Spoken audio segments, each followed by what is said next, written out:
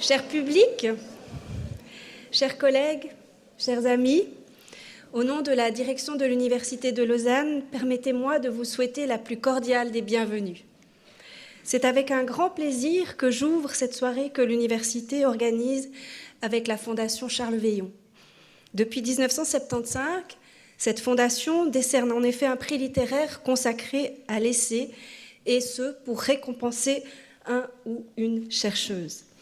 Cette année, le prix sera remis demain soir au Lausanne Palace à Mona Chollet, journaliste et essayiste suisse que nous avons l'honneur et le grand plaisir d'accueillir ce soir.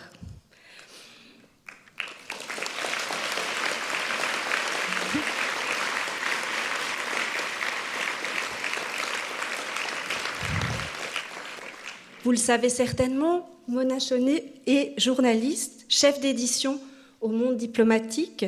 Elle travaille également sur la condition féminine, les médias et l'imaginaire contemporain. Elle est l'auteure de plusieurs ouvrages en lien avec des problématiques actuelles, comme le féminisme ou les injonctions de l'industrie de la mode. C'est son livre « Réinventer l'amour », comment le patriarcat sabote les relations hétérosexuelles, qui est récompensé cette année par le prix européen de l'essai. Dans cet ouvrage, elle se penche sur la complexité des relations amoureuses hétérosexuelles. Elle y analyse ainsi les influences du patriarcat sur notre perception de ce que doivent être ces relations. Son texte nous invite à questionner le quotidien et l'intime, afin de construire des relations sociales plus égalitaires.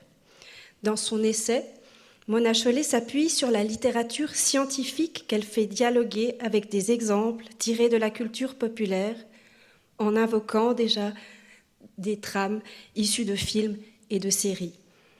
Elle contribue ainsi à une large diffusion des connaissances scientifiques relatives aux rapports sociaux entre femmes et hommes. Pour ce faire, elle mobilise notamment des travaux de chercheuses et chercheurs féministes, ainsi que des études menées à l'intersection entre les questions de genre, de race et de classe sociale. Son travail se fonde, entre autres, sur des recherches menées par différentes institutions académiques qu'elle aborde de manière critique, questionne, bouscule. Son essai donne ainsi un nouvel éclairage sur les connaissances acquises, ancrées dans un temps et un espace défini. Le lien avec l'UNIL est donc évident. De longue date, notre institution s'engage à partager les connaissances scientifiques. Elle contribue ainsi à enrichir le débat public. En soutenant la participation des académiques aux événements culturels, comme nous le faisons ce soir, nous entendons favoriser le dialogue et la pensée critique. L'UNIL met ainsi à la disposition de la collectivité les connaissances qu'elle développe en son sein. Elle offre par là la possibilité de les bousculer, de les confronter à d'autres études, à d'autres regards. Elle invite ainsi à réfléchir aux grands défis de notre époque et au monde que nous souhaitons construire ensemble. Donc c'est à travers la table ronde et les interactions avec le public, qui débutera dans quelques instants, que se concrétise le dialogue de ce soir. Je vous souhaite donc à toutes et à tous une formidable soirée et je vais donner maintenant la parole à Cyril Veillon pour quelques mots sur la Fondation Charles Veillon. Merci.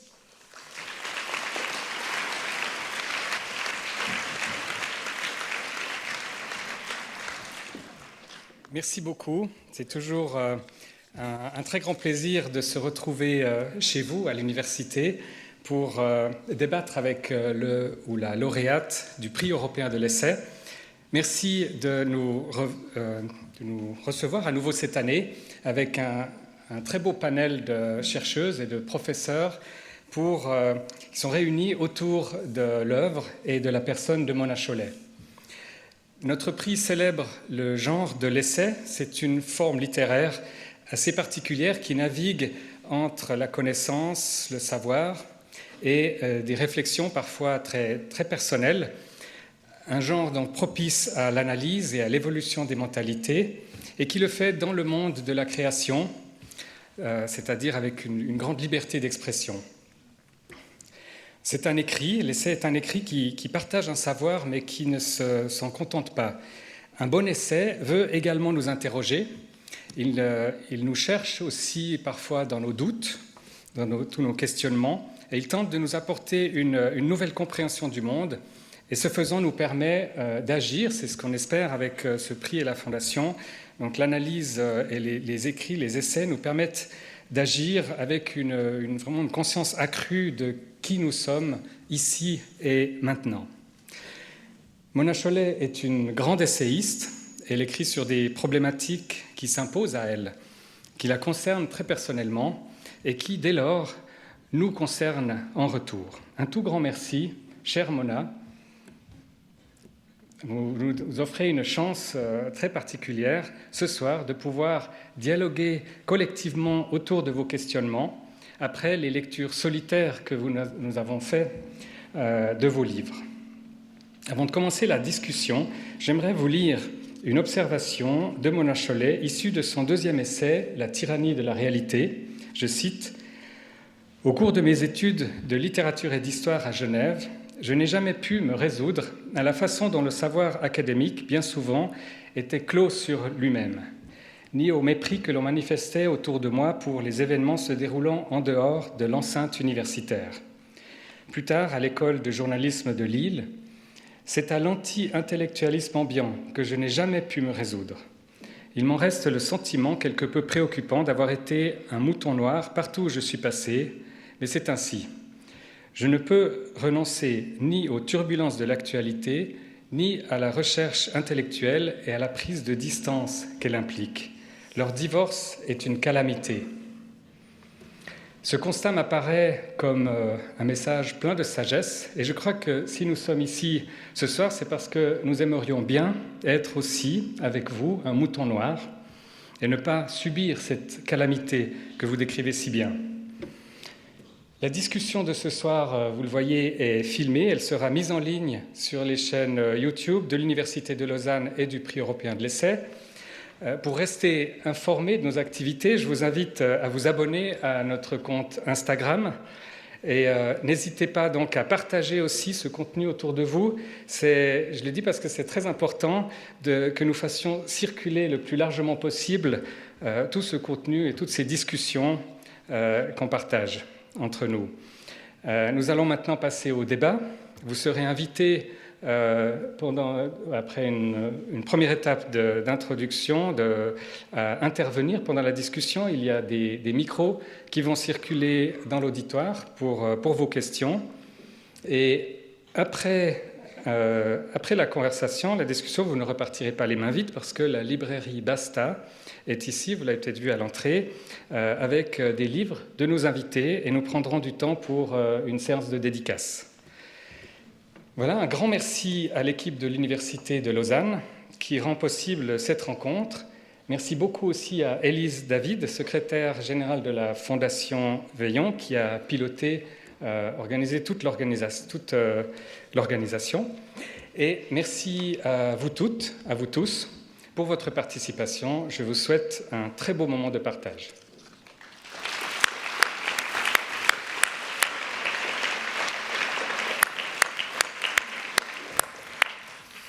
Bien, bonsoir tout le monde. Je m'appelle Francesco Panese, j'ai le plaisir d'animer le débat de ce soir. Nous étions tout à l'heure juste à l'étage d'une petite salle. Il y a eu à un moment donné un silence. On a un peu le trac, beaucoup d'émotions. Et on est vraiment ravis d'être ici autour de cette table qui n'est pas ronde. Et donc Mona Chollet, évidemment, au centre. Et comme votre travail, Mona, touche beaucoup de domaines, beaucoup de sujets, il nous a semblé utile, intéressant, productif, d'inviter beaucoup de gens pour dialoguer avec vous. Les dialogues vont forcément être courts, il faudra faire circuler la parole assez vite. Et donc pour vous, je vais vous les présenter, les personnes qui vont dialoguer avec Mona Chollet. Tout d'abord, Mireille Berton, qui est là, qui est maître d'enseignement et de recherche à la section d'histoire et d'esthétique du cinéma de notre faculté des lettres. Elle travaille sur le cinéma et les sciences du psychisme, l'histoire culturelle du cinéma, mais aussi l'histoire des spectatrices et des spectateurs, et aussi avec un intérêt assez important sur les séries télévisées qui interviennent d'ailleurs dans l'ouvrage de Mona Chollet. Nous avons Véronique Boyer, qui est juriste, professeure au Centre de droit public, et qui travaille, elle aussi, qui est membre de la plateforme Plage, donc la plateforme en études genre, et qui travaille surtout sur le rapport entre le droit et la pensée féministe, avec un intérêt soutenu sur la question de la violence faite aux femmes. Carole Claire, qui est là aussi, qui est médecin, qui est professeur à l'unité de santé et genre, qui est une nouvelle unité de notre faculté de biologie et de médecine, et aussi rattachée à Unisanté. Et elle, ce qui l'intéresse, c'est les questions et les enjeux de genre dans la prévention et la recherche clinique. Donc genre et médecine, c'est le cœur de son sujet. Nous avons Ilana Eloi, qui est encore chez nous à l'Université de Lausanne, mais qui va bientôt partir pour Genève, une larme, mais elle restera à la plage, j'en suis sûr.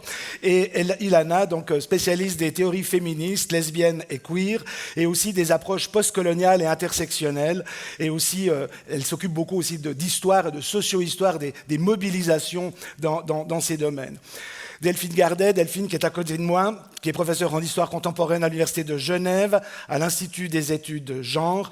Et elle, ce qui l'intéresse, c'est la manière dont, entre autres, dont les sciences et les techniques ont façonné le genre, et aussi sans doute le sexe, mais aussi l'histoire du travail des femmes, avec d'ailleurs un travail remarquable sur l'histoire des dactylographes, qui était tout à fait remarquable. Et enfin, à côté de Mona Chollet, Éléonore Lépinard, qui est professeure dans notre centre en études genre, et elle qui s'intéresse à l'intersectionnalité et au mouvement féministe, et qui est aussi une spécialiste de la question des quotas dans le monde du travail ou dans la représentation entre les hommes et les femmes.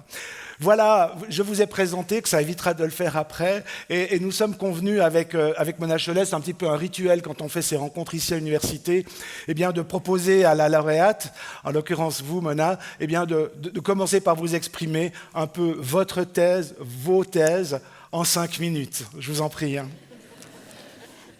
Bien, bonsoir. Merci beaucoup pour l'invitation. Merci à vous toutes et tous d'être là. Je suis ravie qu'on soit toutes là. Je me réjouis beaucoup de cette discussion ce soir. Alors, pour répondre à votre question, j'ai pas de thèse en fait. J'ai pas de. Donc, oui, comme vous le savez sans doute, je suis journaliste effectivement. J'ai une formation universitaire très sommaire et désinvolte, on va dire, qui n'a pas été très longue. Et j'aborde, c'est vrai, les livres et l'écriture des essais en journaliste, c'est-à-dire en allant, en m'emparant en fait à un moment d'une question qui est importante pour moi dans ma vie personnelle, et en essayant en décidant de m'y atteler, de l'explorer, d'en mettre à plat tous les tenants et les aboutissants pour me sentir mieux dans ma vie, en fait, pour clarifier ma propre pensée, ma propre manière de me sentir dans ma vie, simplement, en espérant que ce travail-là parle à d'autres et serve à d'autres. Et à partir de là, c'est vrai que je me nourris évidemment de travaux universitaires, je me nourris un peu de tout ce qui me tombe sous la main, à vrai dire. C'est des périodes d'écriture, j'ai l'impression que je deviens une espèce de machine à intégrer toutes sortes de sources, et il y a un effet un peu, voilà, une démarche un peu obsessionnelle et qui dure comme ça quelques mois, et qui est très que je vis vraiment comme une espèce d'aventure à chaque fois, parce qu'en fait on ne sait jamais vraiment, on a quelques idées au départ, on a un peu des pistes éparses, et puis peu à peu au fil des lectures, j'ai vraiment l'impression de faire de l'investigation dans les livres et dans les articles, et de voir un peu à peu le livre prendre forme et trouver sa cohérence. Et j'avoue que c'est un processus que j'aime énormément, en fait. C'est-à-dire j'adore comment on est. Il ne s'agit jamais de mettre des idées sur le papier qui sont déjà prédéterminées, mais de partir à l'aventure à chaque fois, en fait. Et voilà, j'adore ça. Et sur ce sujet, bon, c'est vrai qu'il s'est imposé à moi. Alors, il n'est pas du tout nouveau, c'est le moins qu'on puisse dire. C'est-à-dire que les féministes depuis longtemps réfléchissent à la question de l'hétérosexualité, de cette espèce de problème quand même qu'on rencontre. C'est-à-dire le fait que celles qui sont hétérosexuelles parmi les féministes sont confrontées à ce paradoxe qu'elles désirent et qu'elles parfois tombent amoureuses de personnes qui sont de l'autre côté de la ligne de démarcation de la domination dans la société, en fait. Et évidemment que ça pose beaucoup de questions. Ça a créé énormément de déchirements dans le mouvement féministe depuis très longtemps, de scissions, de conflits. Donc c'est vrai que je savais en commençant que je m'embarquais pour quelque chose d'un peu risqué et sensible, mais j'avais quand même très envie de le faire, et parce que simplement je crois que ça venait de difficultés que je rencontrais dans ma propre vie, d'impression voilà, qu'on n'est pas que la socialisation qui a ce paradoxe en fait que les femmes et les hommes ont subi, comment dire, des pressions amicales pour être hétérosexuels dans notre société, ou pas amicales d'ailleurs. On nous fait comprendre dès l'enfance que ce serait préférable, et en même temps il y a cette manière d'éduquer et de socialiser les hommes et les femmes. Si on respecte, je pense que les relations qui marchent sont toujours un peu... Elles marchent parce que l'éducation de l'un ou l'autre, ou de l'une ou l'autre, a raté, en fait, quelque part. C'est-à-dire, c'est notre seul espoir que ça marche un peu. Parce qu'autrement, on est éduqué de manière à ne pas pouvoir s'entendre, en fait. Et voilà, j'avais envie de... Alors, j'observais ça dans ma propre vie, pas de manière très grave, c'est-à-dire, j'ai jamais subi de violence, j'ai jamais été dans des relations maltraitantes, mais je me suis quand même heurtée à cette question du conditionnement différencié.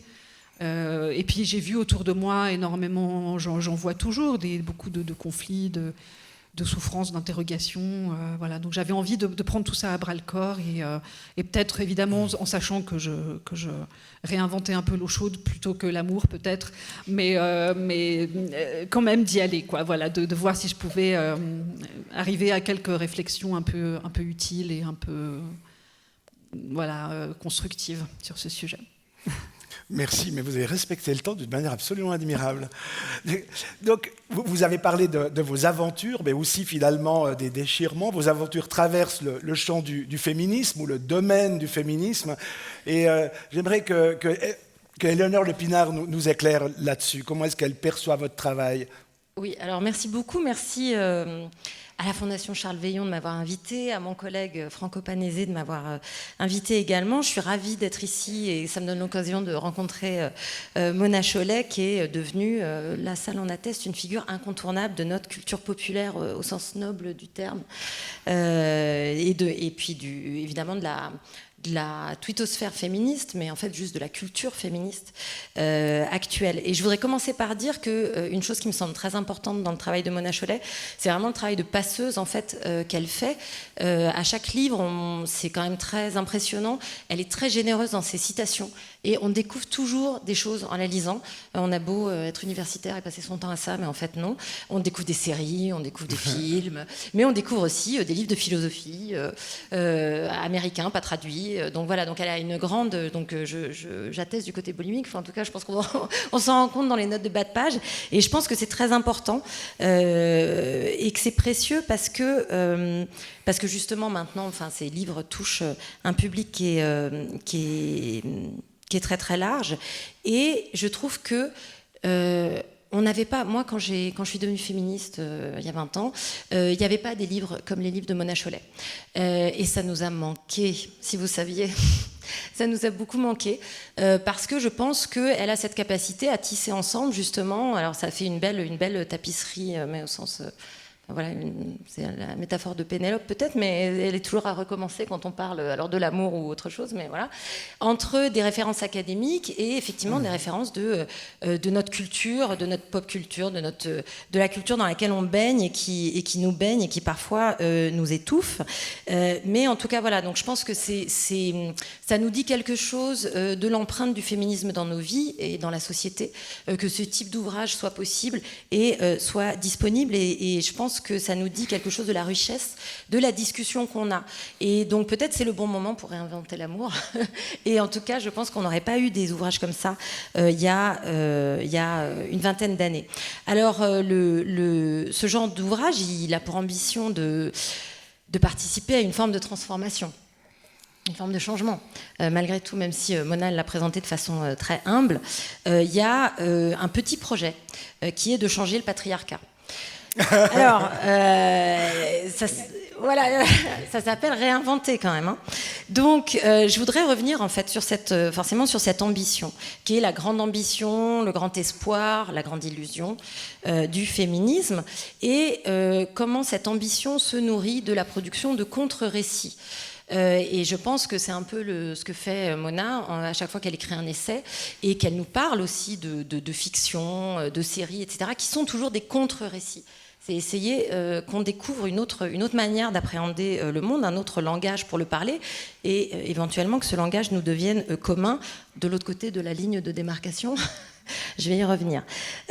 Donc voilà, alors, dans cette entreprise de changer un peu notre culture, de produire des contre-récits, moi je voudrais souligner une chose qui est, donc au-delà de ce phénomène un peu crossover entre culture et monde académique que je pense très important, c'est aussi l'approche, la manière que Mona Chollet a d'approcher cette question de la transformation ou de la réinvention. C'est toujours en assumant nos ambivalences. Et je pense qu'on le retrouve dans ce livre, on le retrouve dans d'autres livres, dans Beauté fatale, etc. Donc ça peut porter sur la beauté, sur l'amour ou sur les fantasmes sexuels qui sont l'objet de la fin du livre. Je vous laisse le découvrir. C'est toujours essayer de déjouer un peu justement les dilemmes dans lesquels le patriarcat nous met et de refuser à la fois de soit se dire que pour s'émanciper il faudrait se calquer sur un rapport au monde qui est celui du masculin, et c'était un peu Simone de Beauvoir voilà a fait ce genre de choix. Mais aussi d'essayer de déjouer la tentation de fétichiser le féminin, le care, le soin, l'amour, etc. Parce qu'on risque aussi de se retrouver enfermé dans une espèce de dystopie patriarcale, dans laquelle en fait on est déjà enfermé, mais de ne pas trouver la clé pour en sortir. Et donc je pense que ça n'a rien d'évident, du coup, de se tenir un peu sur cette ligne de crête et d'assumer une ambivalence en voulant récupérer l'amour tout en ne sauvant pas le patriarcat. Ce qui n'est pas facile. Donc j'ai deux questions. J'ai une question donc dans ces contre-récits. Est-ce qu'on peut produire un contre-récit qui n'est pas un récit de lutte ? Finalement, ce que le féminisme nous a donné, ce sont des récits de lutte. C'est une manière de voir la transformation comme devant passer par la lutte. Parfois une lutte un peu sauvage. Par exemple, à la période du mouvement de libération des femmes, on a inventé le mot pour désigner justement ce que faisaient les féministes, le mot de misandrie, donc calqué sur misogynie, de dire voilà, la détestation des hommes. Et c'est vrai qu'il y avait des récits misandres. Il y a une jeune philosophe qui s'appelle Léa Védier qui fait sa thèse, entre autres, là-dessus. Et où c'était important de dire qu'on haïssait les hommes, en fait, et qu'on avait envie de les tuer. Voilà, ça peut être possible d'avoir cette envie-là, parce que ça libère l'imaginaire. On a besoin d'essayer de penser ce monde-là où, si en fait on les avait plus sur le dos, comment ça se passerait ? Qu'est-ce qu'on pourrait imaginer ? Et donc voilà, donc il y a toute une tradition aussi de science-fiction féministe qui imagine des mondes sans hommes. C'est très important, je pense, parce que sinon on a du mal. Mais c'est pas le projet de réinventer l'amour, visiblement, surtout l'amour hétérosexuel. Et donc voilà, donc comment on fait pour produire des contre-récits est-ce que réinventer l'amour, c'est un récit de lutte ? Est-ce qu'il y a de la lutte là-dedans ? Et est-ce qu'on peut produire des contre-récits qui ne sont pas que des récits de lutte ? Et puis, deuxième question, qui est un peu liée, en fait, puisque j'ai parlé de nous débarrasser des hommes et que, visiblement, ça va être compliqué. À qui s'adressent ces contre-récits ? À qui vous adressez-vous dans les livres ? Et parce que moi j'ai l'impression qu'on s'adresse à moi en particulier quand je le lis, et quand je regarde la salle et la composition sexuelle de la salle, j'ai l'impression qu'on s'adresse et que ça marche, on s'adresse d'abord aux femmes, et en particulier les femmes féministes. Donc quand est-ce qu'on s'adresse aux hommes ? Quand est-ce qu'on va s'adresser à eux ? Quand est-ce qu'ils vont nous répondre ? Et si on veut sauver l'hétérosexualité du patriarcat, il va falloir s'y coller, essayer de les enrôler dans ce projet. Et donc voilà, donc je voudrais vous interroger là-dessus. Vaste question.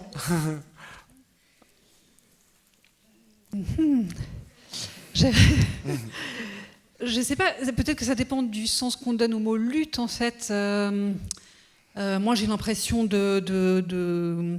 d'écrire pour lutter d'une certaine manière. Après, c'est vrai que j'ai pas. Je pense que je me suis beaucoup radoucie avec le temps. C'est vrai qu'au début, dans mes essais, j'avais une veine peut-être plus pamphlétaire et plus en colère. Et je ne sais pas trop pourquoi, mais j'ai commencé à avoir envie d'écrire différemment, peut-être. Je crois que j'ai été très maladroite au début. J'ai blessé des gens que j'aurais pas voulu blesser. Et je crois qu'aujourd'hui, je crois que j'ai beaucoup appris en fait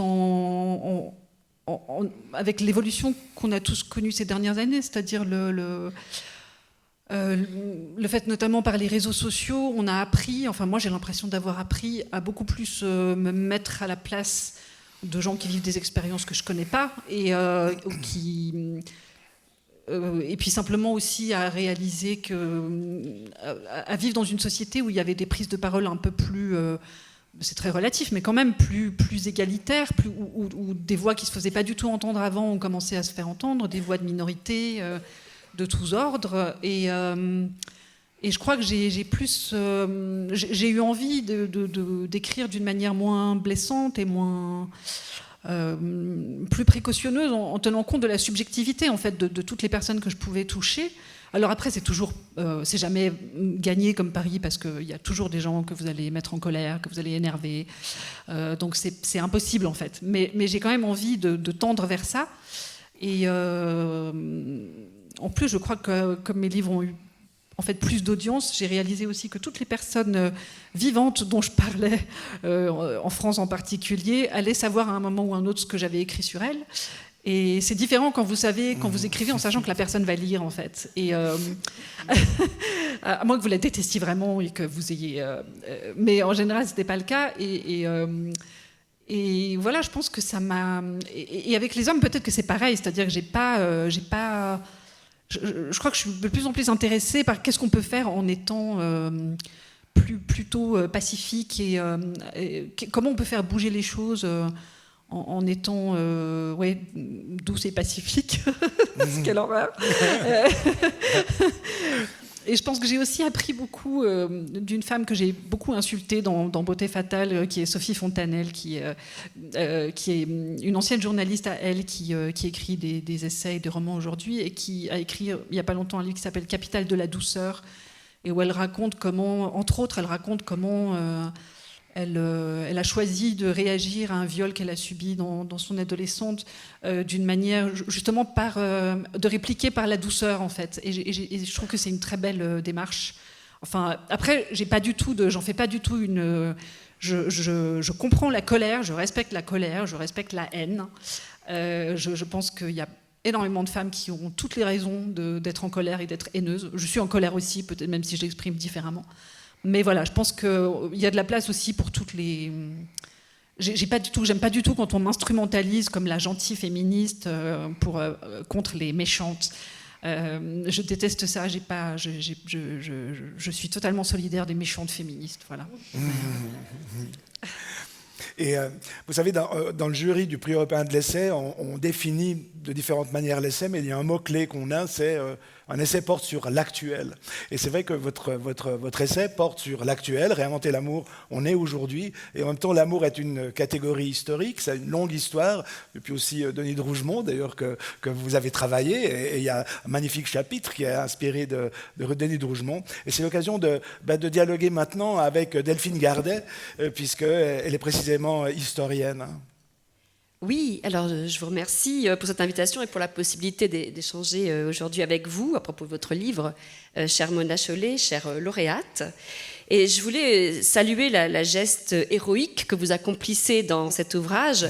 Telle une nouvelle Don Quichotte des temps contemporains, vous vous élancez, répondant à l'appel, elle se fera chevalière errante, et comme les chevalières des romans chers à son cœur, ira de par le monde à l'affût des offenses à venger, des torts à redresser et des injustices à réparer.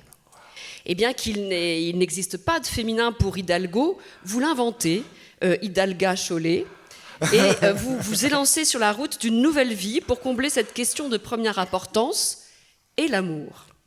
Chemin faisant, à vous lire, on s'interroge, et si la réalité de l'amour avec un grand A n'était qu'une chimère à laquelle la littérature et toutes les versions ultérieures de la fiction nous avaient fait croire? Et quels seraient alors les rapports de genre? Les cuisines et dépendances qui se trouveraient inextricablement imbriquées, vous nous le faites comprendre, comme sur un grand 8, où on passe des affinités électives aux scènes de la vie conjugale, du triomphe de l'extase au tombeau des espérances. L'amour courtois, donc, comme historienne, n'est pas l'amour bourgeois, mais sans doute que ce livre-là arrive à un moment où il s'agit de questionner cette vieille institution qu'a été l'amour bourgeois, avec un grand A, donc ce que j'appellerais la relation hétérosexuelle monogame durable, qui définit sans doute ce qu'on appelle l'amour. Et c'est vrai que cette institution entre en crise dans les années 70 avec le démariage et le désamour, mais aussi l'ouverture à d'aucuns et à d'aucunes, avec toutes les X qui conviennent, et finalement, enfin, l'espace des possibles. Alors, moi, j'ai été formée par Michel Perrault, et Michel Perrault, quand j'étais étudiante, donc je ne dis pas à quelle date, ça ne va pas me rajeunir, au milieu des années 80, était en train d'écrire son livre sur l'histoire de la vie privée. Et j'avais fait un exposé sur un livre sur l'histoire de l'architecture, qui était lié aux travaux de Monique Eleb, qui avait travaillé sur les transformations de l'appartement aristocratique vers l'appartement bourgeois. Et justement, c'était en faisant cette sociologie de l'espace et de l'architecture qu'on pouvait notamment voir apparaître ce nouveau mode de vie bourgeois et le fait que la conjugalité et la chambre conjugale faisaient son apparition comme une nouvelle valeur, un nouvel espace à investir. Dans le cadre de l'aristocratie, il y a les appartements de monsieur et les appartements de madame, et parfois monsieur et madame se visitent, mais cela est codifié. À partir de 1840, déjà, Louis-Philippe, roi des Français, nous rappelle Michel Perrault dans l'Histoire des chambres, et non plus roi de France, partage sa chambre avec sa royale Amélie, une seule et même chambre. Donc l'idéal commence à faire son chemin. Et nous vivons encore en grande partie sur cette histoire qui a été critiquée et en même temps encensée par Balzac. Balzac disait à la fois il faut absolument éviter tout lit séparé, le lit et tout le mariage, donc le triomphe de la conjugalité est dans un seul lit, mais en même temps dans sa physiologie du mariage, il regrettait qu'il ne soit pas si naturel de se trouver à deux tous les soirs sous la couronne d'un seul lit. Et voilà où nous sommes placés avec vous devant ce mariage comme temple, alors bien sûr le mariage a été défait, mais sans doute il reste ici dans cette trace, la longue durée d'une histoire qui est celle de la monogamie hétérosexuelle, donc de l'amour avec un grand A. Et bien entendu, votre livre nous en donne une version plus contemporaine. On sait que c'est très récemment aussi que l'ensemble des liens de domination et de subordination qui étaient liés au mariage se sont défaits. Je rappellerai simplement, pour la Suisse par exemple, que l'article du Code civil de l'ancien droit du mariage n'a été modifié qu'en 1988 pour définir un nouveau droit du mariage qui introduise l'égalité entre les époux. Donc toutes ces histoires sont des histoires qui ont des dimensions durables en droit et en fait. Et vous revenez plus sur la question des faits et des subjectivités. Je dirais que vous portez d'une certaine façon l'attention sur ce qu'on pourrait appeler les mécanismes psychosociaux qui réitèrent et renouvellent ces rapports asymétriques, ces subordinations multiples, ces sous-estimations structurelles de soi quand il s'agit des femmes engagées dans des relations hétérosexuelles et monogames. Et donc, vous vous questionnez sur ces formes d'emprise. Il y avait eu aussi le beau livre d'Ilana Lewy, L'emprise du genre, masculinité, féminité, inégalité, dans la maison la découverte qui chapeaute Zone, et où elle faisait le point sur toute cette question, sur tous ces chantiers de savoir finalement comment on peut vivre des formes de féminité ou de masculinité qui ne seraient pas à la fois donc, le récit d'une autre histoire, d'une histoire qui nous aurait tellement habité avant qu'on ne pourrait pas s'en défaire. Alors je pense que ce qui est très courageux aujourd'hui, c'est de questionner cette centralité, au fond, le fait que l'amour hétérosexuel dans sa version endogame est sans doute la forme la plus majeure de ce qui, en termes statistiques, conditionne nos vies. On peut aussi évidemment se souvenir et témoigner du fait que depuis les marges depuis celles et ceux qui ont été placés à l'extérieur de l'institution et de la centralité de cette institution dans nos sociétés, beaucoup de transformations sont intervenues, et en foucaldienne et en post-féministe. Donc je sais ce que nous devons à ces perturbations et proliférations. Voilà, donc peut-être, je crois qu'il y a donc comme un contretemps, on pourrait dire historique, mais un courage aussi à y aller voir, là, dans ce qui fonde la centralité, et donc la centralité des vies vécues pour une grande majorité des personnes d'aujourd'hui. Donc je vous remercie pour cet apport. Voilà. Mona, je vous en prie, une réaction sur cette historicité, si j'ose dire, du lit du patriarcat. Quel est le rapport à l'histoire? Quel moment est-ce qu'on vit? Est-ce que vous avez l'impression que quelque chose revient ou qu'il faut refaire complètement du nouveau? Je sais pas trop. Non, je suis très contente que vous ayez parlé de Michel Perrault et parlé d'Histoire de chambre, par exemple, qui a pour moi été un livre vraiment décisif, parce qu'il y a ce... je crois que c'est le premier livre où Michel Perrault, elle faisait de l'histoire féministe depuis longtemps, mais en fait c'est le premier livre, si je ne me trompe pas, dans lequel elle a suivi sa démarche à elle au lieu de suivre la méthodologie prescrite par sa formation.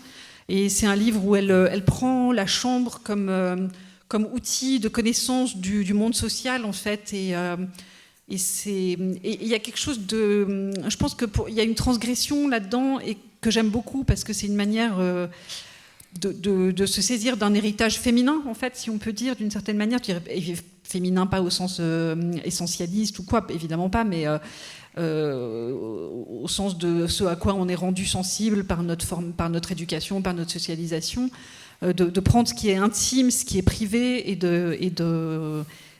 et voilà, oui, d'en faire un outil d'exploration et d'apporter par là une approche nouvelle et originale sur toute l'organisation de la société, en fait. C'est un livre qui m'a moi énormément marqué, et qui m'a, je pense que j'aurais pas écrit Chez soi si j'avais pas lu Histoire de chambre avant. Et c'est vrai que c'est intéressant, ces questions de conjugalité, de chambre conjugale, de lit conjugal. Enfin, j'ai un peu parlé à la fois dans Chez soi et dans Réinventer l'amour de la question des lits séparés, des chambres séparées, de comment est-ce qu'on pourrait justement vivre nos relations amoureuses autrement que dans la cohabitation et le partage du lit, etc.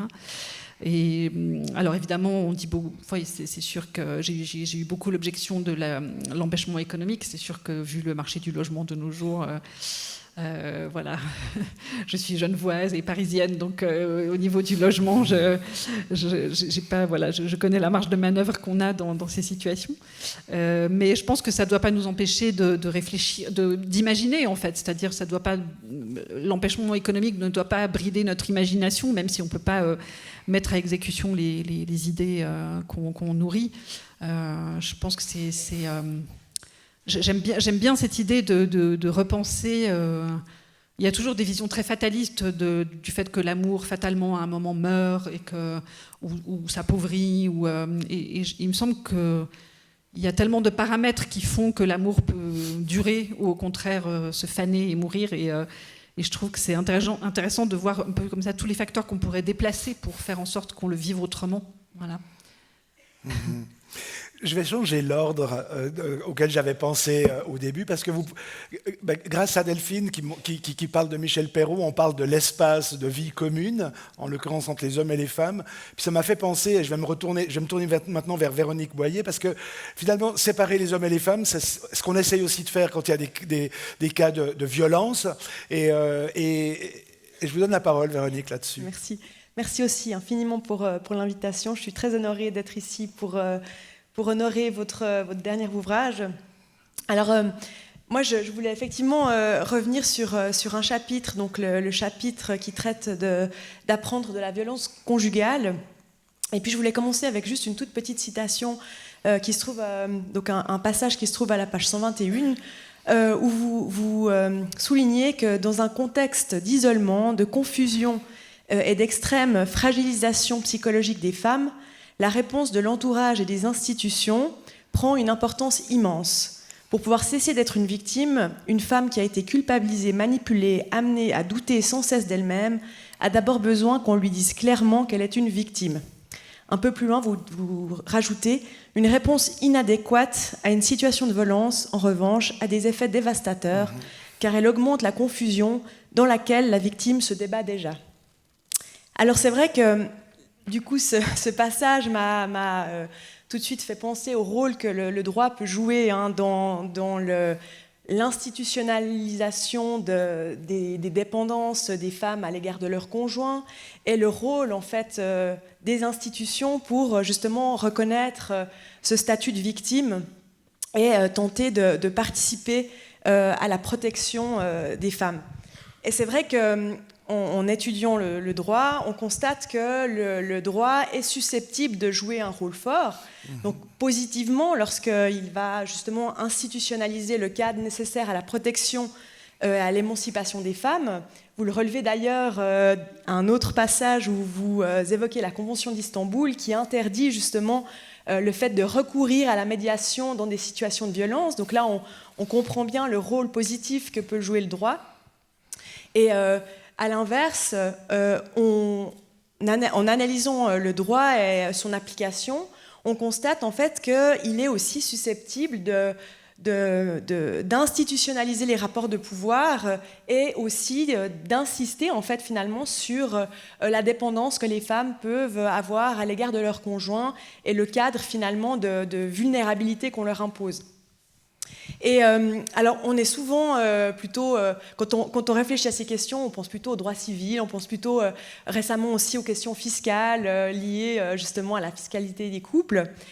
Et un domaine, en fait, auquel j'ai pensé, duquel on parle un petit peu moins, c'est le domaine du droit suisse des migrations, du droit des migrations général, mais du coup, là, j'évoque plutôt le droit suisse des migrations, parce que, en fait, il va placer une catégorie spécifique de femmes, les femmes migrantes, dans des situations d'extrême dépendance à l'égard de leurs compagnons.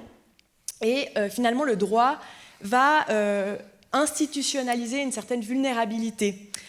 Parce que, tout d'abord, on va constater que le droit va permettre le regroupement familial, et en permettant le regroupement familial, on va en fait... Le législateur va définir des critères. Et les critères même, alors là, c'est justement le lien était parfait parce que parmi les critères, il y a effectivement le fait que le couple doit être marié et il faut aussi un ménage commun. Et encore en 2021, dans la jurisprudence, la définition du ménage commun, c'est la communauté de toit, de table et de lit. Donc on voit à quel point déjà le juge s'introduit dans la sphère intime des couples en imposant justement cette triple exigence. Donc déjà par ce biais-là, on comprend déjà que la femme migrante se voit dans une situation différente des autres femmes, dans la mesure où elle n'a pas cette liberté de choix. On lui impose vraiment cet imaginaire hétérosexuel dominant qui est le mariage et le ménage commun. Et à partir de là, à partir du moment justement où ce modèle lui est imposé par le droit, eh bien, on constate aussi forcément que dans une situation de violence, eh bien, on va aussi en fait, vulnérabiliser cette femme migrante parce que, en fait, elle aura non seulement la violence à tenter de gérer, et on voit qu'on sait que c'est déjà un processus difficile d'un point de vue pénal, mais là en fait il va s'ajouter sur cette violence en fait une difficulté liée à son statut, à son séjour, qui risque en fait d'être mis à mal parce qu'en fait il s'agira pour elle de fuir cette violence et la fuite va avoir pour conséquence de quitter ce ménage commun et de mettre un terme à son mariage, qui sont les deux... Il y a d'autres conditions, mais qui sont deux conditions fondamentales pour bénéficier de ce droit de séjour. Donc le législateur, il a pris conscience quand même de cette vulnérabilité et de cette problématique, mais du coup, il a alors offert une petite protection. Il y a un cadre normatif qui existe pour tenter de donner une certaine indépendance à ces femmes dans ce genre de situation. Mais on voit que cette mise en œuvre, elle reste très fortement marquée par les normes hétérosexuelles dominantes. Et quand on examine la jurisprudence, on voit qu'on a encore du chemin à faire. Hein. Quand on examine les arrêts, on voit que le tribunal fédéral et le tribunal administratif fédéral, donc les autorités judiciaires, vont encore interpréter les exigences légales, donc le cadre normatif, de façon à vulnérabiliser vraiment fortement ces femmes, en leur mettant déjà sur les épaules le fardeau de la preuve. Hein. On lit dans la jurisprudence vraiment que c'est à elles de démontrer la constance et l'extrême intensité des violences qui doivent les perturber gravement. Elles doivent ensuite démontrer le lien de causalité qui, en fait, entraîne leur volonté de mettre un terme au mariage. Donc c'est la violence qui doit être la cause de la fin du mariage. Hein. Il faut donc réussir à montrer ce lien de causalité. Et le juge même considère que si l'initiative de la séparation n'émane pas de la victime mais de son conjoint, c'est un indice qui peut fragiliser la preuve des violences. Donc on voit vraiment à quel point le passage que j'ai cité en introduction dans l'ouvrage de Mona Chollet est vraiment particulièrement juste sur le rôle des institutions, parce que c'est vrai que du coup on constate ici que malgré un cadre légal qui a évolué et qui vise maintenant à offrir une certaine protection, on voit que son interprétation par le juge reste inadéquate, reste même contre-productive, hein, parce que les femmes vont se sentir contraintes de rester auprès du conjoint violent jusqu'à ce que justement cette preuve puisse être donnée. Et en plus, on va également constater que le rapport de force reste en faveur du conjoint, qui peut encore même jouer un rôle, peut même en fait avoir un certain rôle de chantage. Il peut exercer un chantage en disant mais en fait si je demande le divorce, c'est finalement un risque pour la femme qui ne pourra plus prouver la causalité du lien entre la violence et la fin du mariage. Donc on voit à quel point ce passage sur les violences est particulièrement juste, hein, du point de vue aussi justement du droit qui doit être un cadre protecteur, et on voit qu'on est quand même encore en retard, quoi, que le rôle, quoi, le patriarcat a encore un fort pouvoir sur les normes et sur leur interprétation. En tout cas, le patriarcat a un nom ce soir, le TTL, toi, table, lit. Mona Chollet, donc voilà, un commentaire de Véronique sur ce chapitre en particulier où vous parlez des violences d'une manière, je dirais, extrêmement fine, avec beaucoup de finesse, je dirais. Je vous en prie. Non, mais j'ai rien de particulier. Enfin, merci beaucoup, parce que c'est vraiment intéressant pour moi d'avoir ce complément. C'est vrai que c'est un peu, j'ai pas du tout. C'est vrai que c'est très révélateur en fait de voir comment sont traitées les femmes migrantes et c'est vrai que c'est pas du tout quelque chose que j'avais. C'est quelque chose qui avait échappé à mon attention en écrivant ça. Donc non, merci pour ça. On a toujours l'impression qu'il y a toujours des peines qui viennent l'une sur l'autre. Hein. Donc c'est vrai que si on est une femme et on est migrante et on est pauvre, etc., c'est vraiment toujours double, triple ou quadruple peine. Mais Véronique, vous voyez, a parlé d'inégalité, aussi de vulnérabilité, et puis bon. On sait qu'il y a d'autres domaines où ces questions se posent, c'est le domaine de la santé. Et Carole Claire s'intéresse évidemment aux vulnérabilités, aux inégalités, mais sous l'aspect justement du genre. Carole ? Merci. Je vais rejoindre mes collègues pour les remerciements pour l'invitation et l'honneur que vous nous faites. Alors c'est vrai que j'ai décidé d'intervenir peut-être un peu plus sur les aspects justement de biologie, nature versus culture, pour reprendre les termes, parce que c'est quelque chose qui était bien présent dans votre ouvrage, même si je sors un tout petit peu de ma zone de confort. Mais je trouvais intéressant parce qu'en fait, en médecine, d'où je viens, les hypothèses essentialistes ont longtemps prévalu justement pour établir la supériorité des hommes sur les femmes. Elles prévalent encore, comme on le voit très bien dans votre ouvrage. On parlait en coulisses d'Aristote, qui a très finement décrit les différences entre les hommes et les femmes.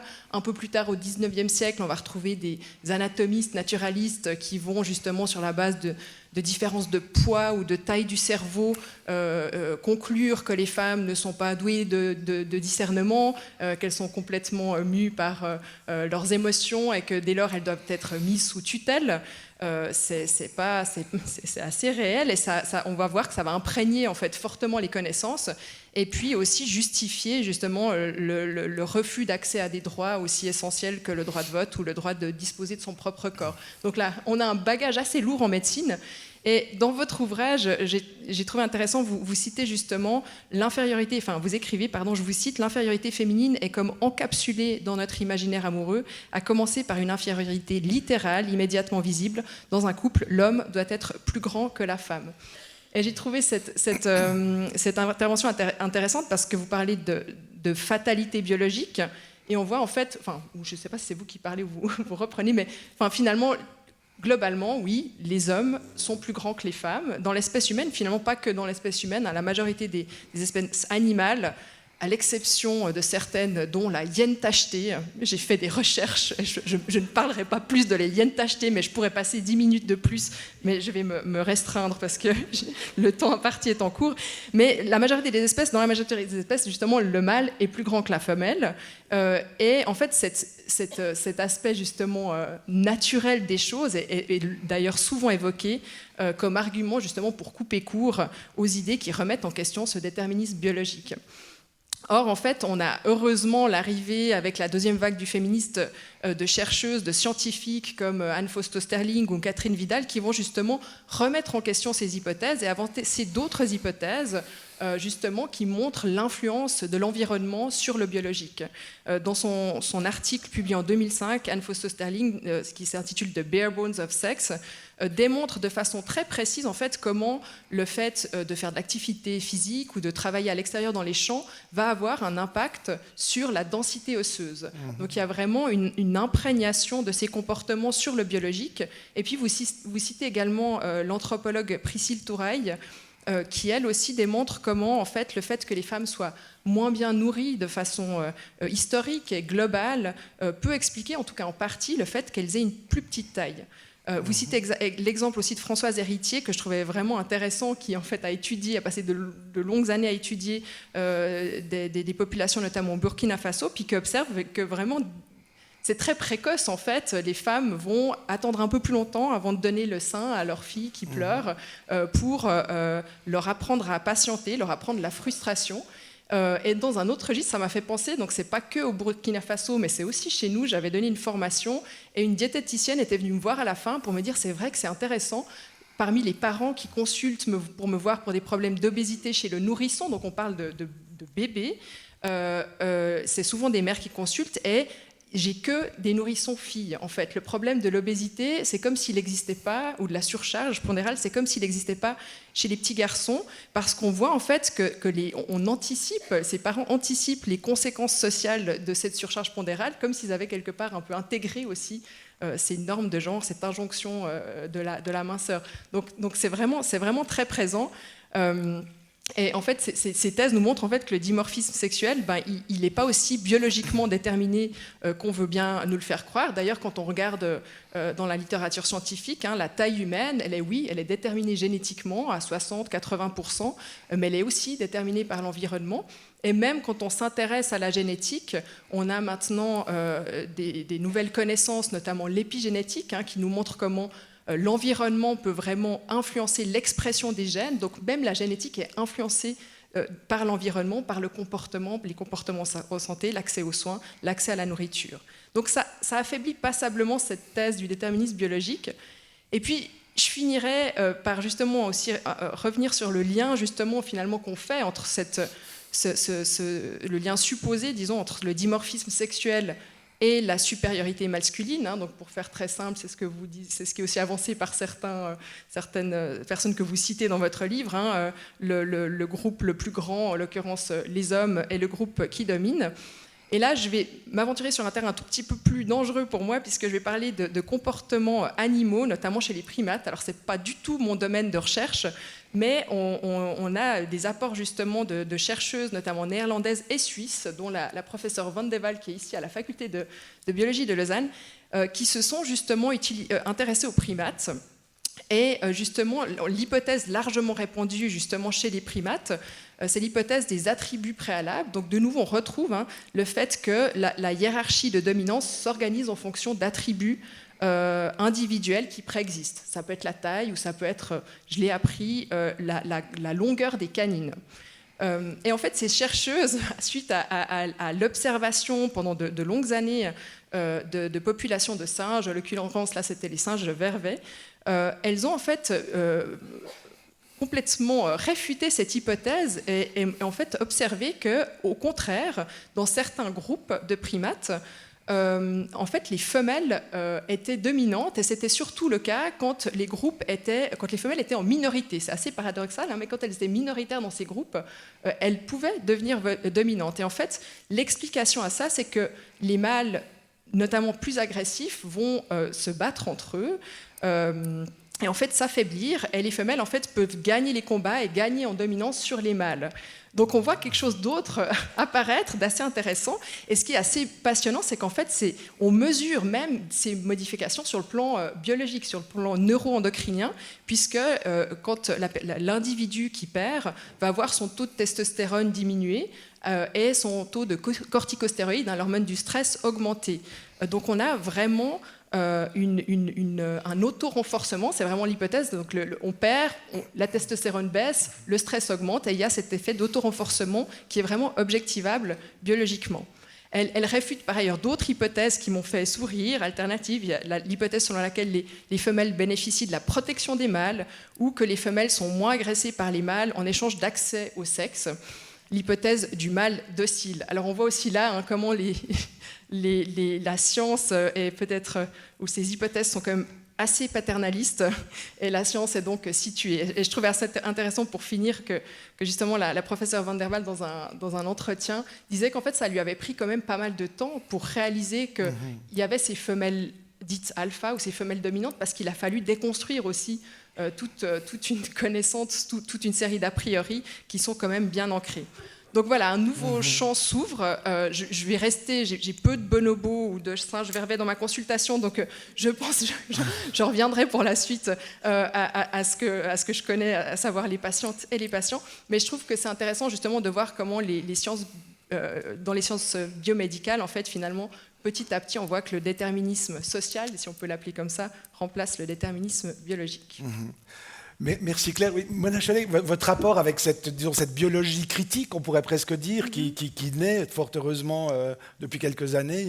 Vous avez un rapport particulier, vous lisez ces choses? Moi, ce qui m'a frappé, c'est que sur tous les sujets sur lesquels j'ai travaillé sous un angle féministe, en fait, c'est que j'ai croisé toutes sortes de théories complètement fantaisistes et fantasmatiques sur la biologie des femmes et ce qu'elle leur fait faire. Enfin, il y avait, je sais pas, au 19e, il y avait l'utérus sauteur quasiment, qui était une espèce de force agissante à l'intérieur du corps des femmes qui les rendait hystériques. Voilà, étymologiquement, ça vient de utérus, donc voilà, c'est assez révélateur. Et comment aussi, à cette époque, les femmes étaient toujours...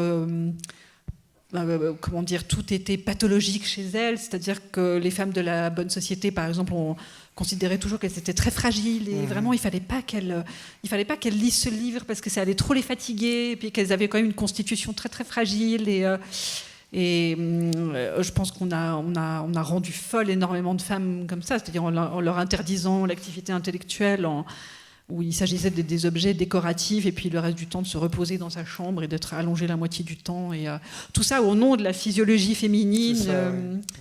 Et alors bon, c'est vrai que sur la thèse de Priscille Touraille, elle est très sur pourquoi les hommes sont plus grands que les femmes, elle est très controversée, donc j'avoue que je ne sais pas moi-même si effectivement la manière dont les femmes sont nourries a eu une influence sur cette différence, mais c'est vrai que c'est très frappant, cette différence dans la manière de nourrir les garçons et les filles.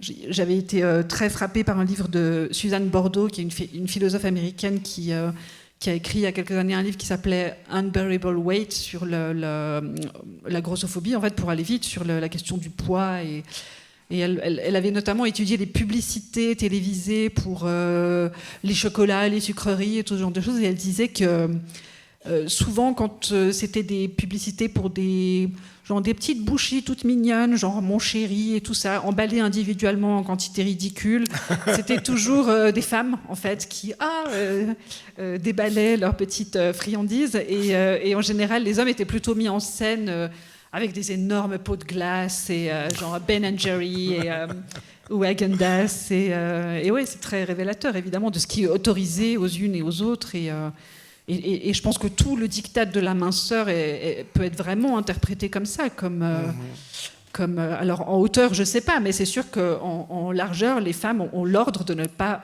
trop prendre de place, en fait. C'est vraiment, oui, c'est toujours se faire le plus menu, petite et mignonne possible. Vous savez qu'Aristote était persuadé que les femmes avaient 2 dents de moins que les hommes. Et ce qu'il y a d'incroyable, c'est un collègue historien de la médecine antique qui me l'a raconté, il y a une chose qu'il n'a jamais faite, c'est d'aller compter les dents des femmes. C'est intéressant. Je change de nouveau l'ordre que j'avais prévu, parce que là, vous avez mentionné la publicité, ces fictions qui façonnent des normes, et c'est l'occasion pour moi de donner la parole à Mireille Berton, dont c'est aussi la spécialité. Je t'en prie, Mireille. Merci beaucoup. Je voulais commencer par dire que c'est un livre salutaire et salvateur, que j'aurais voulu lire aussi quand j'étais plus jeune. Ça donne vraiment une boîte à outils, j'ai l'impression, pour déconstruire tous les processus de domination. C'est aussi un guide de survie sur un terrain, pour avancer en tant que femme sur un terrain miné, qui est le patriarcat. C'est un livre qui donne vraiment des clés, aussi pour les jeunes filles, pour faire entendre leur voix, faire taire aussi leurs doutes, détecter éventuellement des masculinités toxiques aux alentours, et puis réfléchir aussi au modèle de couple qu'elles souhaitent investir. Donc, merci beaucoup, vraiment, je suis aussi très honorée d'être ici pour discuter avec Mona Chollet. Alors, pour projeter un petit peu les propos de Mona Chollet, sur 2 plans, en tout cas ce sur quoi je vais m'arrêter maintenant. J'aimerais discuter d'une part des représentations qui sont véhiculées notamment par les films et les séries télévisées, qui sont quand même des outils qui façonnent l'imaginaire des rôles assignés aux hommes et aux femmes. Et puis, sur un autre plan, j'aimerais aussi m'arrêter brièvement sur la question, enfin brièvement, je ne sais pas, j'essaierai, sur la question de la place des femmes dans les industries culturelles. Alors, en ce qui concerne, c'est ce qu'on observe quand on étudie les séries télévisées, où on en regarde beaucoup, que beaucoup de personnages féminins dans les séries télévisées américaines en particulier sont souvent prises au piège d'une double injonction, celle de la réalisation de soi au niveau professionnel et celle de l'accomplissement amoureux. Et cette double injonction entraîne souvent des problèmes de toutes sortes, des conflits familiaux, des problèmes de communication avec leurs enfants, des troubles psychiques, des addictions en tout genre. On peut prendre comme exemple la série How to Get Away with Murder, Homeland ou encore Body of Proof. Ce sont des femmes qui vont toujours payer un lourd tribut à leurs ambitions professionnelles. Et puis sur un autre registre, on remarque aussi que les séries télévisées mettent en scène énormément de femmes de pouvoir, donc qui occupent des métiers connotés comme masculins. Elles sont inspectrices, médecins légistes, avocates de renom, etc. Mais qu'elles sont aussi, en fait, elles restent malgré tout, ces femmes de pouvoir, dépendantes des idéaux traditionnels de la féminité, et parfois même, on les surprend à rêver au prince charmant. On peut penser à The Good Wife ou à Scandale, c'est des héroïnes qui sont très complexes, évidemment, mais qui sont quand même toujours, malgré leur intelligence, leur indépendance financière, leur liberté sexuelle, ce sont quand même des femmes qui restent attirées par des hommes incarnant une masculinité patriarcale, même si, quand même, elles essayent aussi de résister et refusent de s'y soumettre totalement. Alors, quand on fait le bilan un petit peu de toutes ces représentations d'héroïnes féminines à la télévision, on remarque qu'elles sont tout à fait emblématiques du post-féminisme, c'est-à-dire que c'est des femmes qui veulent être à la fois féminines et féministes, qui veulent être amoureuses et indépendantes, qui veulent s'occuper des autres et s'occuper de soi-même. Donc c'est évidemment une position assez inconfortable. Et puis je voulais rajouter quelque chose par rapport à la place des femmes dans les industries culturelles, du cinéma et de la télévision, qui sont, il faut le préciser, des bastions masculins inféodés à l'idéologie patriarcale capitaliste.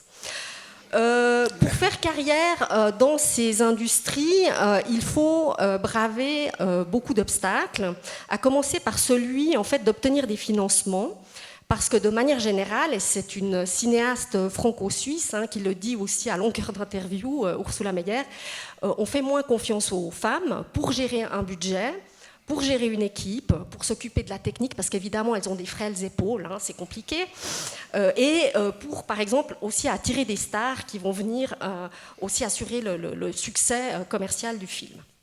Alors c'est exactement ce que j'essaie d'expliquer dans le cadre d'un cours que je donne ce semestre aux étudiants de bachelor de la section de cinéma, un cours que je donne avec ma collègue Karine Bernasconi sur les réalisatrices françaises contemporaines, et je pense qu'il y a pas mal d'étudiantes et d'étudiants de ce cours dans la salle. On cite évidemment Mona Chollet et d'autres ouvrages, et en fait on explique à ces étudiants qu'il existe en fait énormément de femmes cinéastes. Il en existe, évidemment, mais très peu, en fait, parviennent à franchir le cénacle du cinéma commercialement rentable. Très peu, en fait, parviennent à faire des films qui seront largement diffusés, y compris à l'international. Très peu parviennent à faire de cette activité une profession à part entière, en fait. Et les femmes, la plupart du temps, elles sont dans des circuits périphériques, dans des réseaux périphériques. Elles sont à la télévision, elles font du documentaire, elles font des courts-métrages, elles font du film militant. Dans le cadre de films dits de festival, elles ne sont pas, si vous voulez, elles n'ont pas la reconnaissance, la visibilité, la reconnaissance de leur père. Elles n'ont pas non plus, si vous voulez, les soutiens institutionnels que peuvent avoir des femmes qui restent des exceptions. Jane Campion, j'en cite une, et Agnès Jaoui sont des exceptions qui confirment la règle. Alors le problème, c'est ce qu'on dit toujours aussi aux étudiants de séance en séance, le problème c'est pas l'absence de talent que les femmes ont évidemment en abondance. Le problème c'est vraiment le manque en fait de soutien institutionnel, et si une femme souhaite faire une carrière sérieuse, parce qu'elle pourrait bien sûr aussi se cantonner à un amateurisme de bon aloi, c'est ce que disait aussi Linda Nornil dans les années 70, lorsqu'elle étudiait la place des femmes artistes. Si une femme souhaite faire une carrière dans ces milieux-là, séries, télévision, cinéma, elle doit pouvoir s'inscrire dans un réseau professionnel dirigé par des hommes, mais aussi dirigé par des principes de rentabilité économique. Elle doit aussi souscrire à un modèle cinéphilique du cinéma d'auteur, sachant que l'auteur est par défaut masculin. La femme doit être un peu contorsionniste aussi pour y arriver. Elle doit jouer, le cas échéant, la féminité mascarade pour éviter les représailles masculines et afficher trop ouvertement ses ambitions professionnelles. Et elle doit surtout, je pense que c'est un point aussi qui me paraît essentiel, en fait, ne pas trop bousculer le statu quo de la domination masculine, c'est-à-dire qu'elle doit faire le sacrifice de ses idéaux féministes et éventuellement ses idéaux anticapitalisme. On a trouvé dans notre corpus de films populaires donc un seul film qui traite de la ménopause, et c'est un film avec Agnès Jaoui que je vous encourage à voir, qui est formidable, qui s'appelle Aurore de Blandine Le Tourneur. Donc, et si on se réfère, je termine là-dessus, si on se réfère aux représentations véhiculées par le cinéma et les séries télévisées, le message en fait qui est livré aux femmes, c'est que si on veut faire une carrière, quelle qu'elle soit, artistique ou non, il faut en gros faire le sacrifice d'une vie épanouie sentimentalement. Et celles qui réussissent dans ces industries-là, les femmes qui réussissent sont des femmes qui vont servir les intérêts capitalistes et aussi servir de caution aux hommes qui peuvent ainsi se dédouaner de tout soupçon d'antiféminisme. Voilà, j'imagine, Mona, que vous êtes d'accord avec ça aussi, avec du fait de votre travail de journaliste au monde diplomatique. Vous avez des pages culture, vous faites écho à la vie culturelle et à la manière dont ça façonne aussi les débats dans l'espace public. Oui, après, je suis pas sûre que nos pages culture sont le meilleur reflet de ces polémiques, mais ouais, bien sûr, je suis complètement d'accord avec cette analyse, et Et c'est vrai que c'est assez désespérant de voir à quel point ça résiste et à quel point c'est difficile de bousculer. On a vu toutes les polémiques qu'il y a eu au Festival de Cannes, notamment, pour qu'il y ait simplement une sélection. Et avec toujours cette espèce de soupçon, oui, mais ça doit vouloir quand même dire que les films des femmes sont moins bons. Enfin, ce qui est vraiment désespérant, ouais. Hein. Mais il faudrait qu'on parle de The Good Wife après, parce que ça m'intrigue. Depuis tout à l'heure, je suis en train de me dire, mais comment The Good Wife, ça rentre dans cette... Moi, j'avais l'impression que c'était une série qui montrait le contraire, en fait, plutôt une femme qui s'affranchit justement de... Bon, on va en parler tout à l'heure. On en parle tout à l'heure. Hein. Très bien. Donc, vous savez qu'on a commencé avec un peu de retard, hein, parce qu'il y avait un bouchon à l'entrée. J'espère qu'on va pouvoir prendre 5 minutes de plus. Le sous-titre de cet ouvrage, c'est « Comment le patriarcat sabote les relations hétérosexuelles ». Et j'aimerais maintenant donner la parole à Ilana, donc, qui étudie, qui travaille sur la question de l'hétérosexualité qu'elle conçoit comme un régime politique. Ilana, je vous en prie. Absolument. Merci beaucoup, Francesco. Merci beaucoup de m'avoir invité aussi à cette table ronde. Je suis ravie d'être ici parmi vous et puis d'avoir l'occasion de rencontrer, bien sûr, Mona Chollet. Je suis vraiment ravie et honorée. Merci beaucoup. Donc, comme tout le monde, j'ai pris énormément de plaisir à lire ce livre du début à la fin. C'est un livre qui se lit facilement, agréablement et qui permet aussi de découvrir beaucoup de références que je n'avais pas. Donc, voilà, je voulais vraiment dire que ça avait été pour moi un grand plaisir de lire ce livre. En plus, je l'ai lu pendant que j'avais le Covid. Donc, donc j'étais contente d'avoir ce livre. Mais alors pour commencer, je voudrais revenir rapidement peut-être sur la question du lien entre le féminisme et l'amour hétérosexuel, parce que c'est une question insensible qui a beaucoup servi à délégitimer aussi le combat féministe.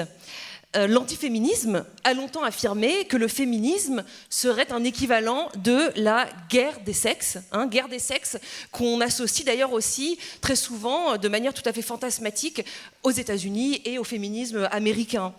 Et par exemple, en 1997, dans un article intitulé « L'oncle Sam et l'amour », publié dans le Nouvel Observateur, l'essayiste et journaliste français Jacques Julliard écrivait, je le cite, « Le cauchemar par excellence, de l'autre côté de l'Atlantique, aujourd'hui comme hier, c'est l'amour. Pour l'éliminer, on a tout essayé. D'abord la répression, c'est-à-dire le puritanisme. Ensuite la banalisation de l'amour, c'est-à-dire la libération des mœurs. Enfin, la solution finale, c'est-à-dire le féminisme à l'américaine. »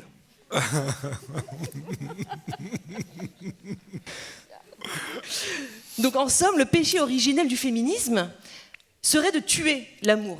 Justement. Plus récemment, certaines des critiques vis-à-vis du mouvement MeToo ont expliqué que ce mouvement serait l'illustration d'une haine des hommes et de la sexualité, que la condition de la liberté sexuelle, ce serait la liberté d'importuner. Je fais référence à une célèbre tribune de 2018 publiée dans le journal Le Monde. Donc comme si l'amour hétérosexuel ne pouvait survivre à l'abolition d'un rapport inégalitaire entre les hommes et les femmes.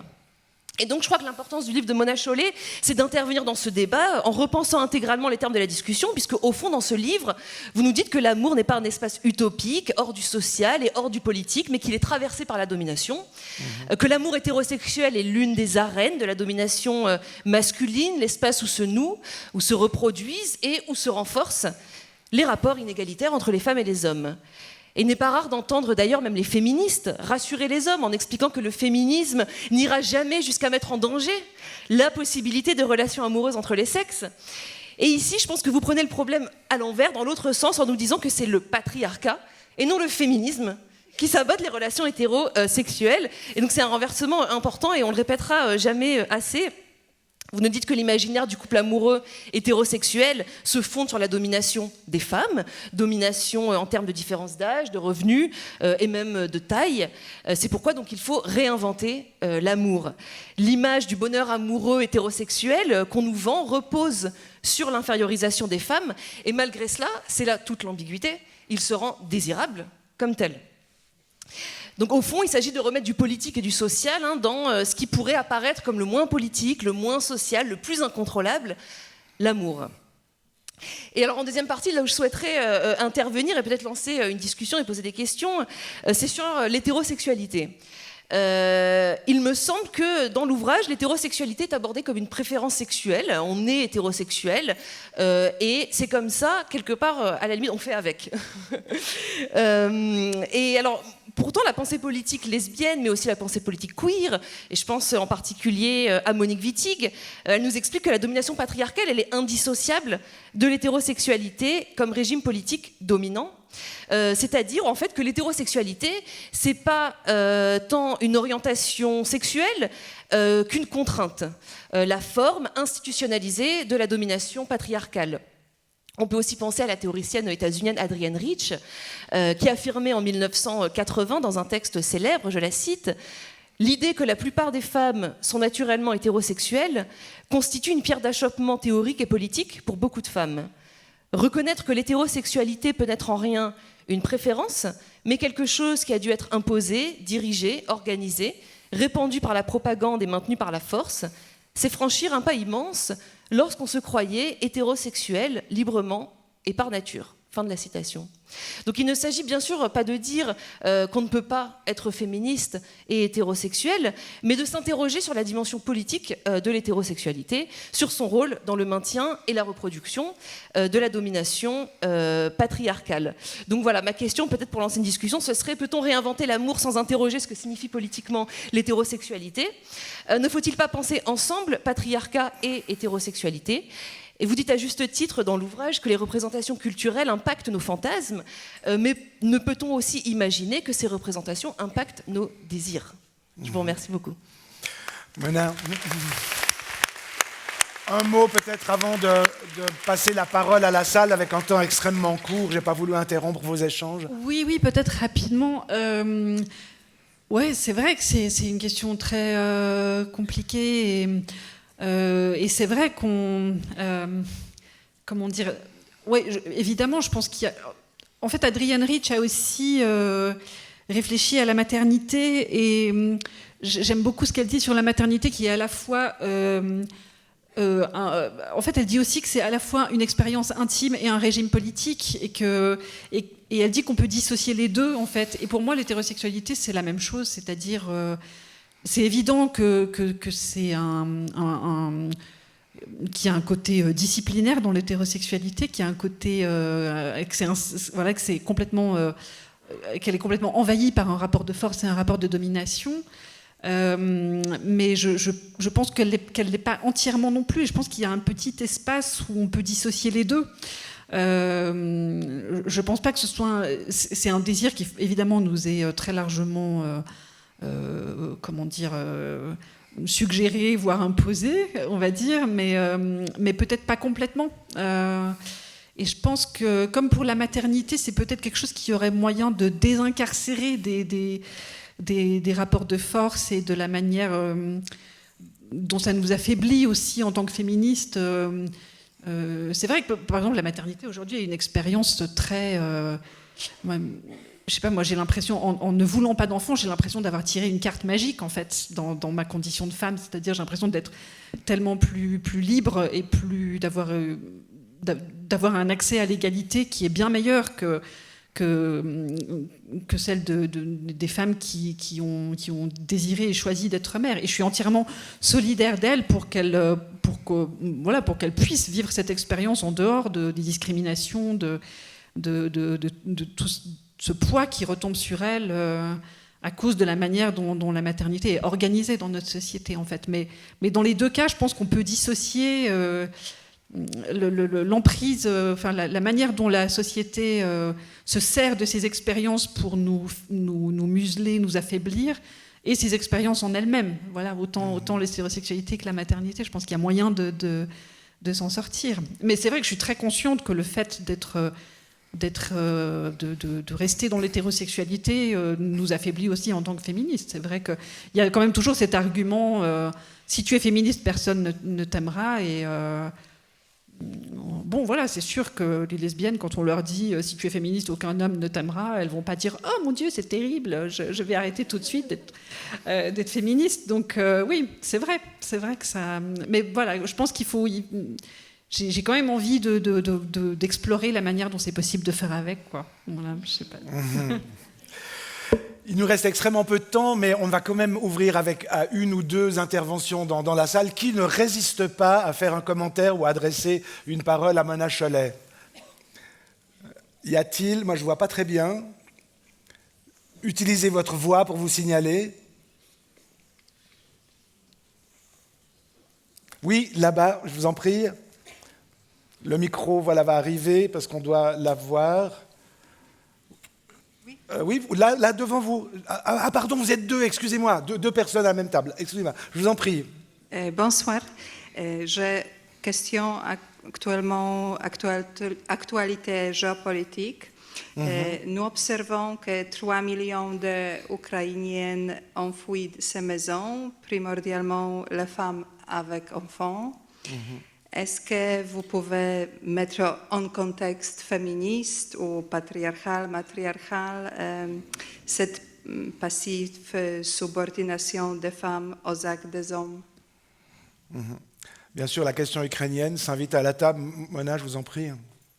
Et les autres, si vous voulez intervenir. Je ne sais pas vraiment trop quoi dire. C'est vrai que dès que la guerre a éclaté, ça faisait partie des... Voilà, en fait, dès qu'une guerre éclate, on sait qu'il va y avoir des violences en général, mais des violences sexuelles en particulier.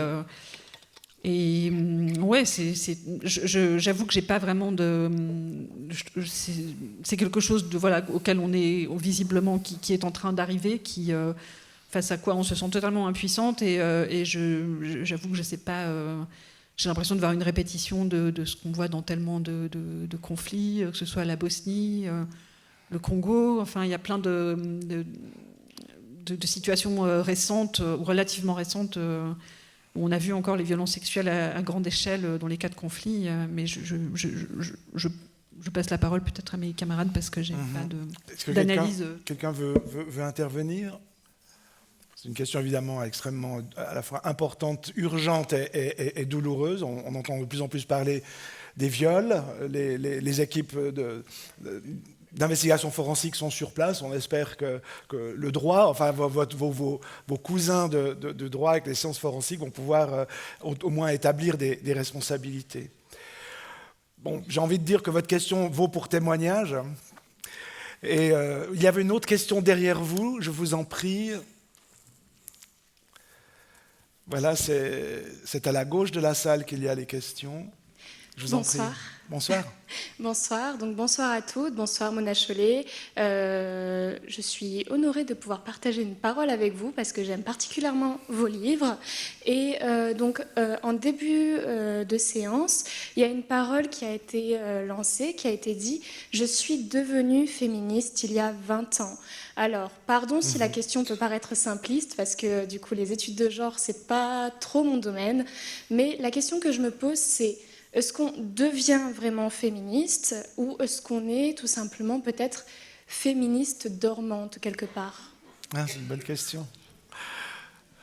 Donc, la parole était d'Éléonore, mais toutes deux, vous pouvez répondre ou en tout cas faire votre commentaire. Alors oui, bien sûr c'est un peu des deux, hein.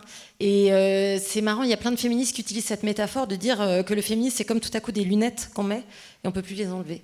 Et elles nous font voir le monde différemment. Donc quand je dis je suis devenue féministe, c'est il y a un titre d'un ouvrage qui est Se dire lesbienne. Et on peut aussi l'appliquer à se dire féministe. Et donc c'est ce moment de reconnaissance à soi-même qui est très important et qui est un moment évidemment de reconnaissance du monde ou de lecture du monde qui est différent. Et c'est vrai qu'on le fait, on est situé et on le fait à une époque qu'on n'a pas choisie. Et donc, à mon époque, voilà, il n'y avait pas les livres de Mona Chollet, mais il y avait quand même les débuts d'Internet, quand même. Et donc, et puis il y avait aussi des photocopieuses. Et donc, on avait des ouvrages qui traversaient l'Atlantique. On a une photocopie de Gender Trouble qui est arrivée à Paris et qui a été, qu'on s'est passé comme ça, les unes les autres, bien avant qu'elle soit traduite, comme un sésame pour comprendre des choses. Et donc voilà, donc je trouve que c'est fascinant l'époque aujourd'hui dans laquelle on peut se dire féministe parce que c'est tellement plus facile et il y a tellement plein de récits alternatifs, il y a tellement de façons de le devenir, et il y a tellement de discussions, et c'est pas, et à la fois ça n'a rien de nouveau en fait pour moi, en un sens, hein, je veux dire, toutes les thématiques qu'on aborde, ça fait 20 ans, ça fait 50 ans, et on le voit bien dans le livre de Mona, il y a des références de toutes les époques, en fait. Mais malgré tout, c'est quand même différent. Et je sais, c'est rigolo, parce que j'ai une étudiante qui m'a demandé la semaine dernière, mais madame, mais quand même, est-ce que vous pensez que ça change ? Je dis oui, ça change. Oui, je trouve que ça change. Et voilà, donc c'est ce que je voulais te dire en disant, je pense qu'aujourd'hui, quand on a la possibilité d'avoir accès à ce type d'ouvrage et que ça prend part dans une conversation qui est celle post-MeToo, etc., il ne faut pas qu'on rate ce moment. Voilà, c'est ça que j'ai envie de dire. Il ne faut pas qu'on rate ce moment. Et donc, bah oui, ça nous pose des questions compliquées. Est-ce qu'on peut vraiment séparer l'hétérosexualité du patriarcat ? J'avoue, là, c'est dur. Mais il ne faut pas qu'on rate cette discussion, il ne faut pas qu'on rate ce moment. Là. Mona, je vais vous laisser le mot de la fin. En lien ou pas avec cette question qui est excellente, d'ailleurs. Oui, c'est vrai. Non, moi, j'avoue que je suis très... J'ai grandi, j'ai été ado et jeune fille dans un moment dans un désert féministe total qui était les années 80 où c'était, et je pense que ça a été très facile d'enterrer toute l'effervescence féministe des années 70 et parce que simplement je crois qu'à l'époque en fait ma grande curiosité c'est de savoir si le fait qu'on ait accès aux réseaux sociaux aujourd'hui et qu'on puisse aussi facilement diffuser nos propres contenus, nos propres paroles, revendications, préoccupations, ce qui était évidemment pas possible dans les années 80 et qui a permis que le discours médiatique engloutisse tout ça finalement. Aujourd'hui, je suis très curieuse de voir si on va justement arriver à maintenir une espèce de niveau de conscience et de réflexion féministe ou pas.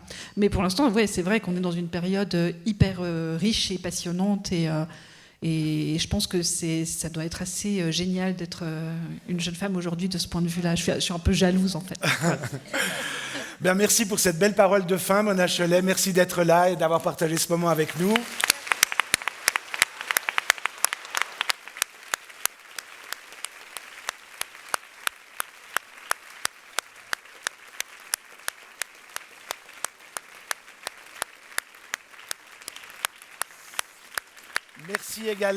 Merci également Éléonore, Delphine, Carole, Ilana, Véronique et Mireille.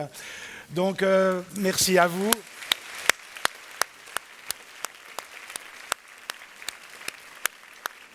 Certaines